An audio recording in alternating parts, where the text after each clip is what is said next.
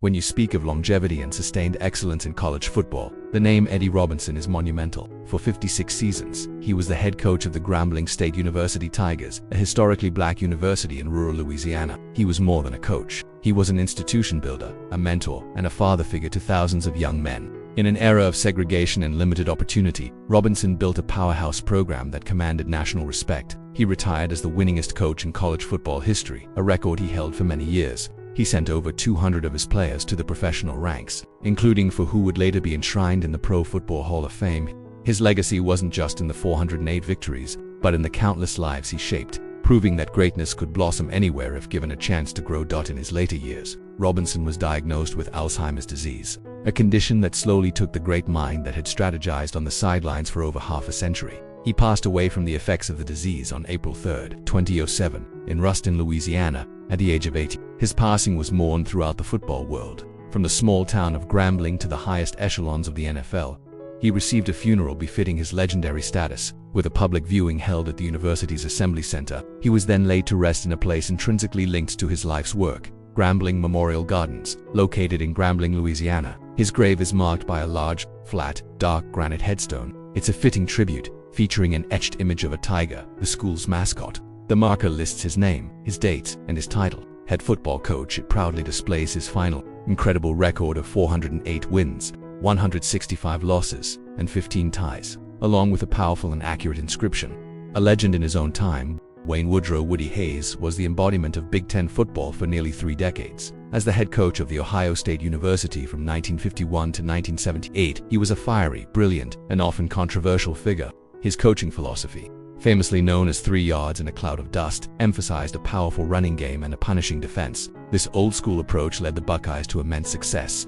including 5 national championships and 13 Big Ten conference titles. His rivalry with the University of Michigan coach Bo Schembechler, who had once been his assistant, became the stuff of legend, defining one of the most intense and celebrated conflicts in all of American sports. While his tenure ended infamously after he punched a player from an opposing team during the 1978 Gator Bowl, his impact on Ohio State and his dedication to his players remained undeniable. He was a complex man, a history professor who demanded academic excellence from his players but was also known for his explosive temper on the sidelines. Woody Hayes suffered from declining health in his later years, including a battle with diabetes and heart trouble. On the morning of March 12, 1987, at the age of 74, Hayes passed away in his sleep from a heart attack at his home in Upper Arlington, Ohio. His death marked the end of an era for Ohio State football. A public memorial service was held at the university's St. John Arena, where thousands of fans, former players, and even President Richard Nixon, a personal friend, came to pay their respects. Woody Hayes was laid to rest in Union Cemetery in Columbus, Ohio, a city that he had come to define. His grave is marked by a simple, upright granite stone, which he shares with his wife,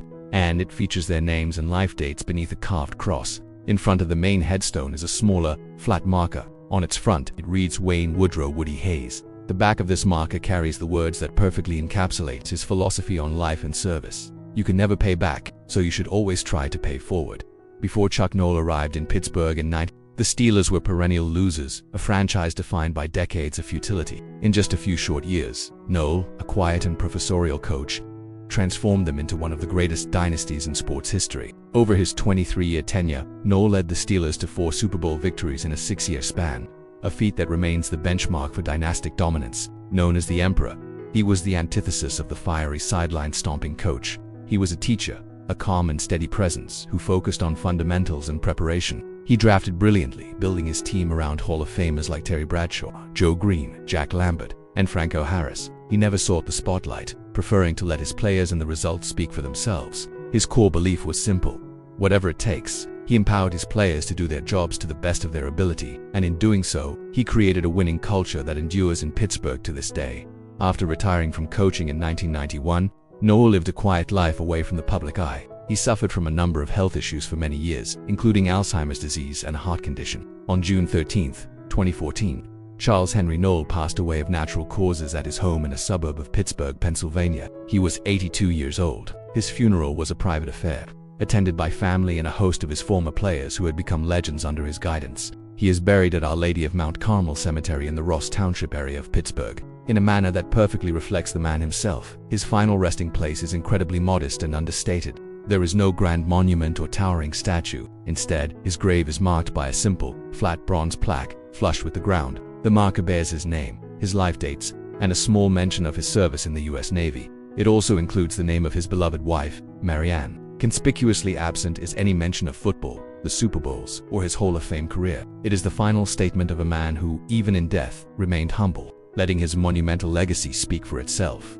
In the world of professional football, one number stands above all others when it comes to coaching: 340. That is the record for the most career wins by an NFL head coach, and it belongs to Don Shula for 33 seasons. Shula was a towering figure on the sidelines, first for the Baltimore Colts and then, most famously, for the Miami Dolphins. His square jaw and intense gaze became symbols of consistency and excellence. He led the Colts to an NFL championship and a Super Bowl appearance. But it was in Miami that he cemented his legend, guiding the Dolphins to 2 Super Bowl victories. His most remarkable achievement came in 1972 when he coached the Dolphins to a perfect 17-0 season, culminating in a Super Bowl VII victory. To this day, the 1972 Dolphins remain the only team in NFL history to complete a season without a single loss or tie. Shula's teams were known for their discipline, preparation, and adaptability. He was not wedded to one single system. He won with a powerful running game and he won with a high-flying passing attack, proving his genius time and again.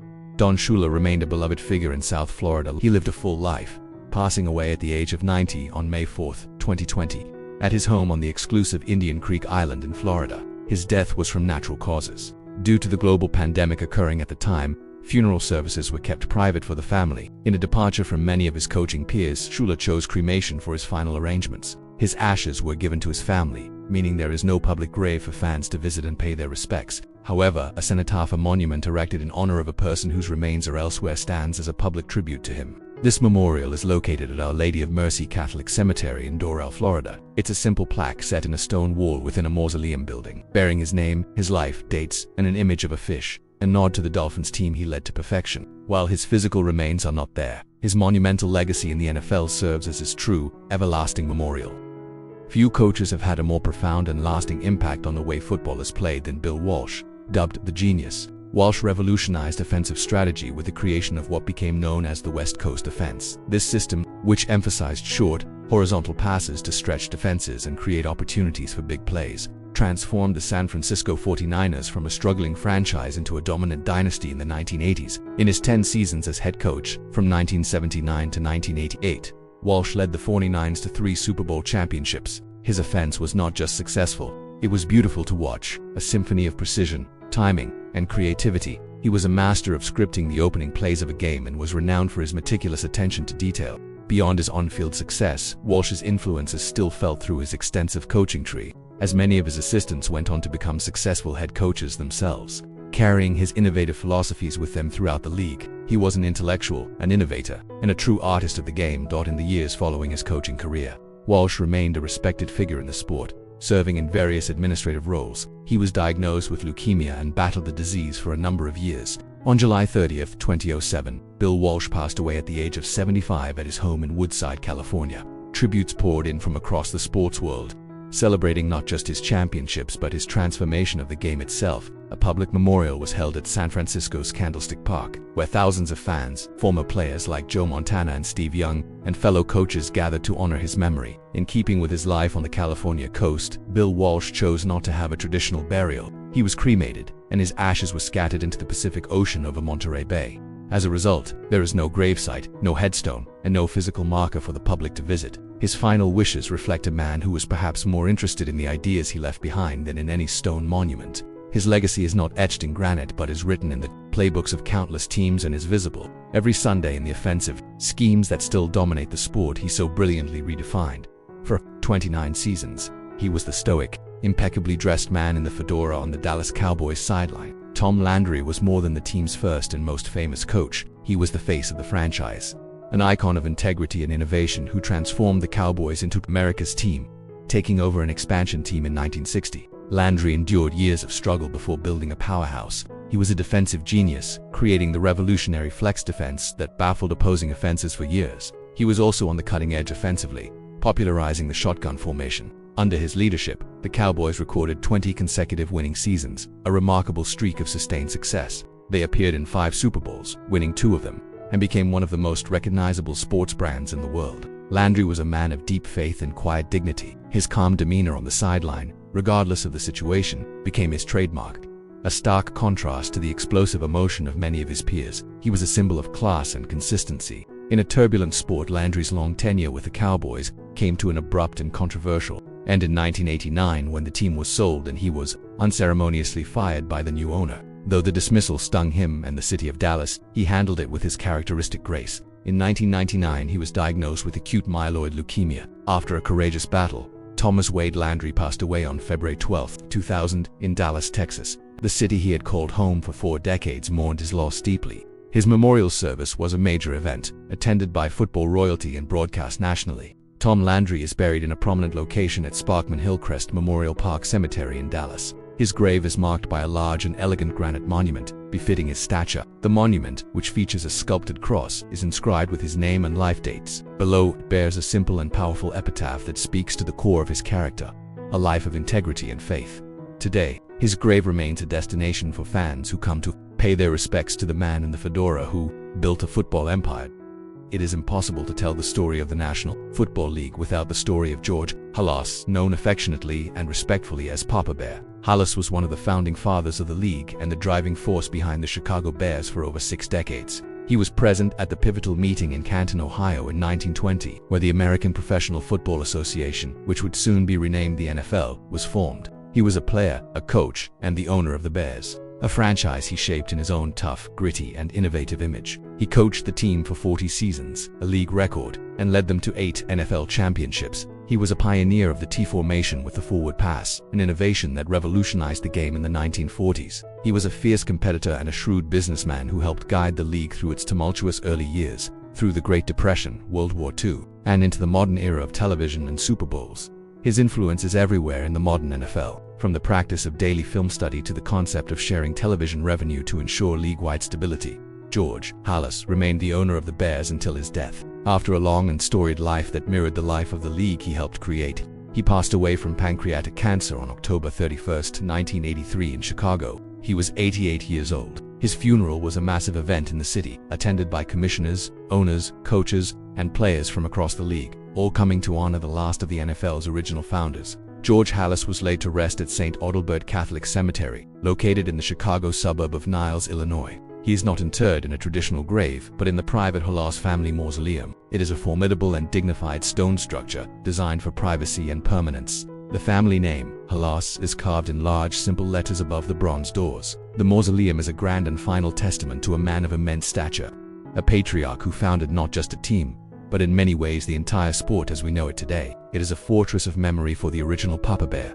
Long before the era of multi-million-dollar television contracts and the Super Bowl, one man's charisma and genius made college football a national obsession. Knute Rockne, as the head coach of the University of Notre Dame from 1918 to 1930, Rockne became a figure of mythical proportions. His teams were dominant, achieving 5 undefeated seasons and winning 3 national championships. He ended his career with 105 wins, 12 losses, and 5 ties, giving him a winning percentage of 88.1%, the highest of any coach in the history of major college or professional football. But Rockne's legacy extends far beyond the numbers. He was an innovator, popularizing the forward pass and creating the shift offense, where his backfield would move in unison just before the snap. More than that, he was a master motivator and a public relations genius. His famous won for the Gipper speech is etched into American sports folklore. He was a national celebrity, a larger-than-life figure who made Notre Dame football synonymous with excellence and mystique. The legend of Knute Rockne was tragically cemented while traveling to California to participate in the production of a football film. The Fokker F-108 trimotor he was on crashed in a wheat field near Bazaar, Kansas. There were no survivors. Rockne was just 43 years old. His sudden, shocking death was a national tragedy, eliciting a response comparable to the death of a president. His funeral at Notre Dame was broadcast around the world on radio. Thousands lined the streets of South Bend to mourn the man who had put their small city on the map. Knute Rockne is buried in Highland Cemetery in South Bend, Indiana, just a short distance from the university he loved. His gravesite is one of the most visited in the cemetery and has become a pilgrimage site for Notre Dame fans. It is marked by a large, distinctive, cross-shaped granite monument with Celtic-inspired carvings. The stone simply bears his name, Knute K. Rockne, and his life dates. The simple inscription belies the magnitude of the man, a coach whose tragic death immortalized him as football's first true legend.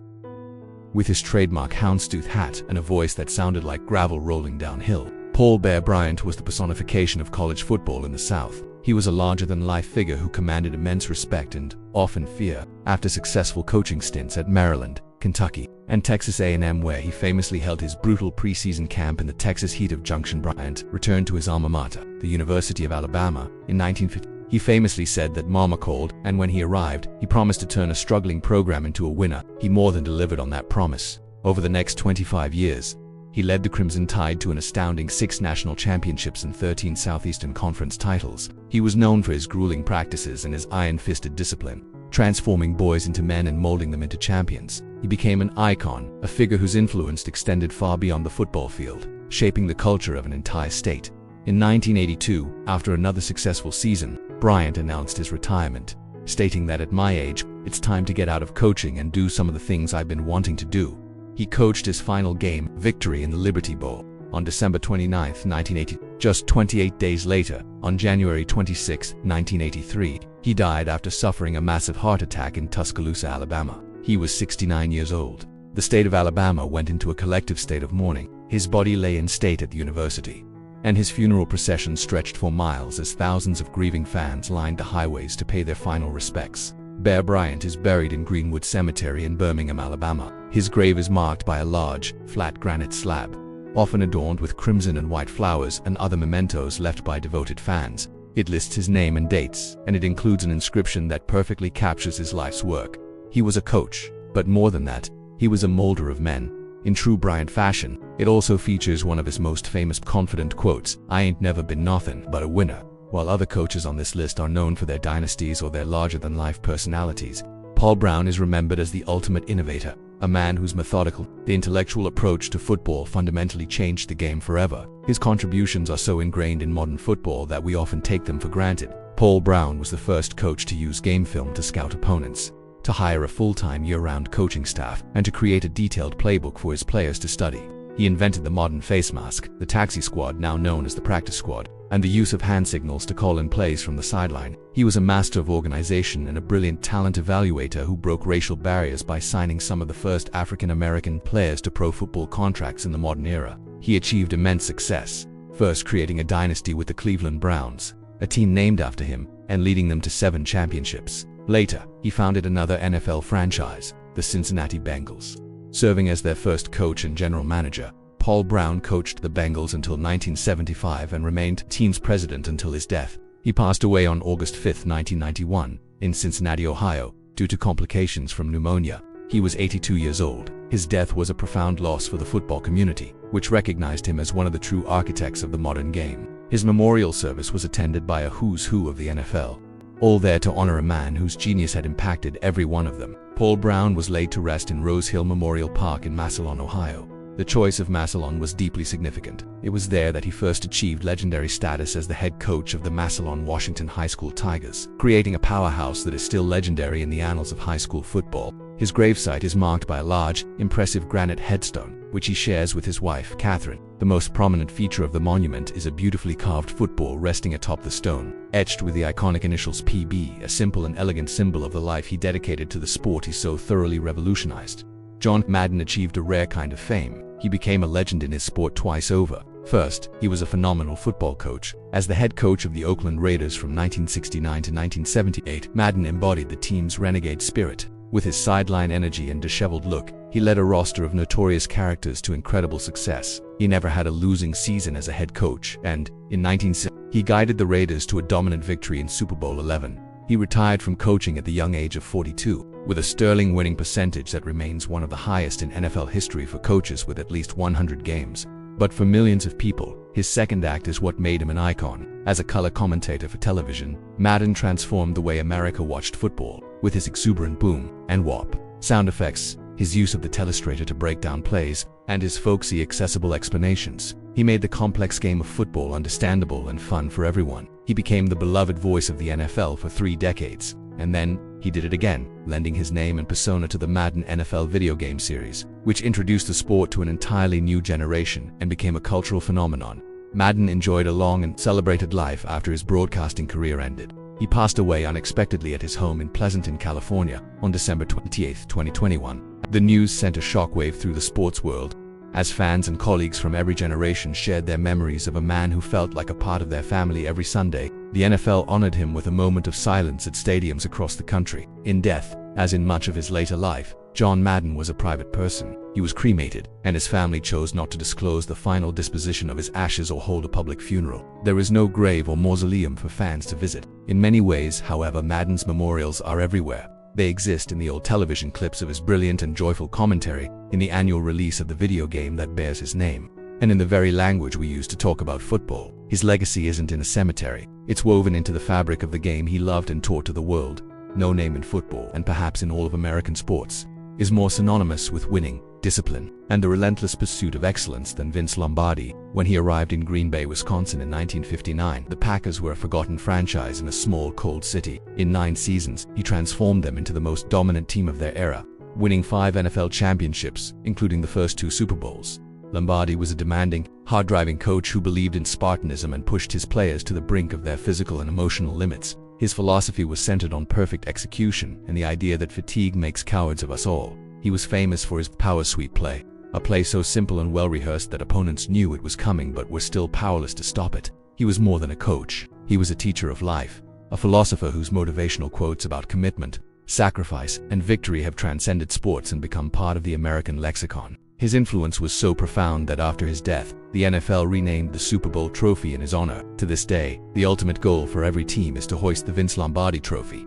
After leaving Green Bay, Lombardi coached the Washington team for 1 season in 1960, leading them to their first winning record in 14 years. In the summer of 1970, he was diagnosed with an aggressive form of colon cancer. The nation was shocked by the swiftness of the illness. The seemingly invincible coach passed away just weeks later, on September 3, 1970, at the age of 57. His death was front-page news across the country. His funeral was held at St. Patrick's Cathedral in New York City, a massive event attended by legions of his former players, coaches, and even pallbearers like Bart Starr and Paul Hornung. Despite his legendary status in Wisconsin, Vince Lombardi chose to be buried back home. He was laid to rest in Mount Olivet Cemetery in Middletown, New Jersey, his home state. His final resting place is humble and dignified, a simple but elegant dark granite headstone shared with his wife, Marie. There is no football imagery on the stone, only the family name. The true power of the memorial lies in the inscription on the back of the stone, a quote that perfectly summarizes his deep faith and life philosophy. What you are is God's gift to you. What you make of yourself is your gift to God.